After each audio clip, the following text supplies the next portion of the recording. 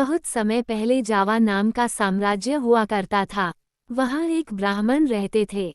वह बहुत ज्ञानी थे। राजा भी उनके ज्ञान से काफी प्रसन्न रहते थे, इसलिए उन्होंने ब्राह्मण को सारी सुख सुविधाएं दे रखी थी।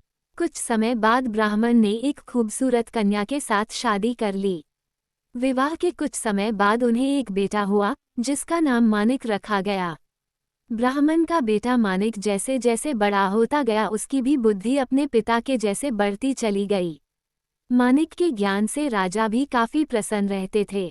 धीरे धीरे कर मानिक को पूरे राज्य में अपने पिता जैसा सम्मान मिलने लगा। लेकिन कम उम्र होने के कारण मानिक अपनी शोहरत को संभाल नहीं पाया। समय के साथ साथ मानिक को एक बुरी आदत लग गई।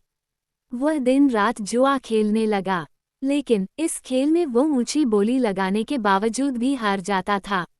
धीरे धीरे करके उसने अपने माता पिता की सारी संपत्ति जुए में बर्बाद कर दी। यही नहीं, इस खेल के चलते उसने कई गांव वालों से भी उधार लेना शुरू कर दिया। ये सब देख उसके माता पिता काफी दुखी रहते थे। लाख कोशिशों के बावजूद भी वे अपने बेटे की इस गंदी आदत को नहीं छुड़ा पाए। एक दिन गांव के लोगों ने मानिक से अपने उधार चुकाने के लिए कहा। मानिक तुरंत अपने पिता के पास पहुंचा और कहा, पिताजी मेरी मदद कीजिए। आप तो इतने ज्ञानी हैं, कृपया कर मुझे कुछ रास्ता बताइए। ब्राह्मण से अपने बेटे का ये दुख देखा नहीं जा रहा था। वह अपने पुत्र को दुखी देख बहुत व्याकुल हो रहे थे। एक दिन ब्राह्मण ने तय किया कि वह आसपास के गांव में भी जाकर पूजा पाठ कराएंगे और अपने बेटे के उधार को चुकाने की कोशिश करेंगे। हालांकि उनके मन में ये चिंता हमेशा रहती थी कि पूजा पाठ करके बेटे के उधार के सारे पैसे उतार पाना मुनासिब नहीं है। एक दिन यही सब सोचते सोचते ब्राह्मण को नींद आ गई। तभी उन्होंने सपना देखा कि पूर्व दिशा की ओर एक ज्वालामुखी पर्वत है, जिसमें एक बड़ा सा खजाना छिपा हुआ है। इसकी देखभाल नागा बेसुकी नाम का एक आदमी करता था। उस सपने में उन्हें ये पता चला कि उसे नागा बेसुकी से मदद मांगनी चाहिए। जब ब्राह्मण की नींद खुली तो वह काफी चकित हुए। उसने तुरंत सारी बातें अपनी पत्नी को बताई।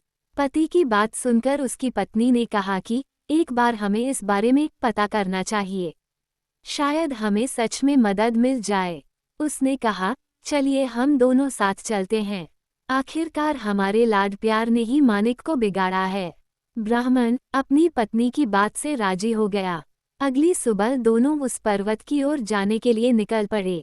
ज्वालामुखी पर्वत की ओर जाते समय ब्राह्मण और उसकी पत्नी दोनों को कई तरह के कष्ट झेलने पड़े, लेकिन उन्होंने सभी तकलीफों को सहन किया और अंत में उस पर्वत के पास पहुँचे।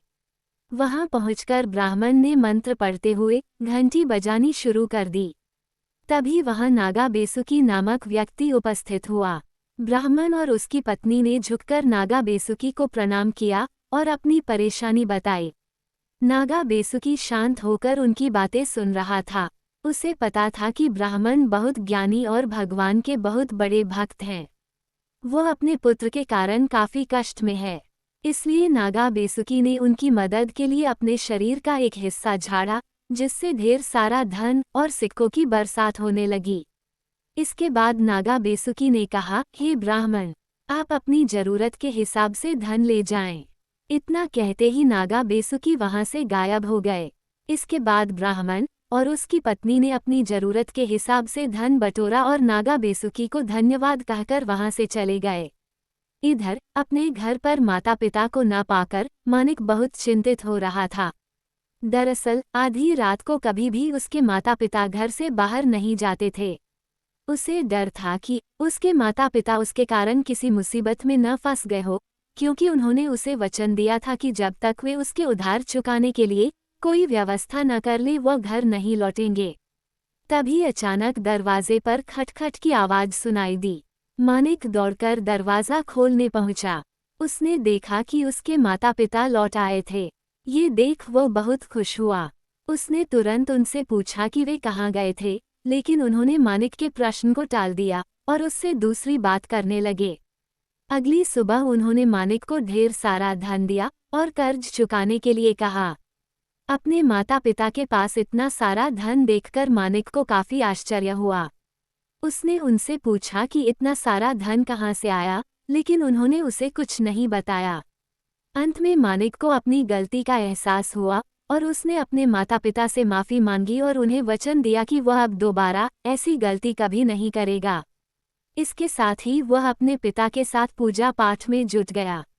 इस कहानी से हमें ये सीख मिलती है कि हर किसी को अपनी गलतियों को सुधारने का मौका मिलना चाहिए, क्योंकि जो अपनी गलती सुधार लेता है वही अच्छा इंसान बनता है। दोस्तों, कहानी अच्छी लगी हो तो इसे लाइक करें, शेयर करें और चैनल को सब्सक्राइब ज़रूर करें। धन्यवाद।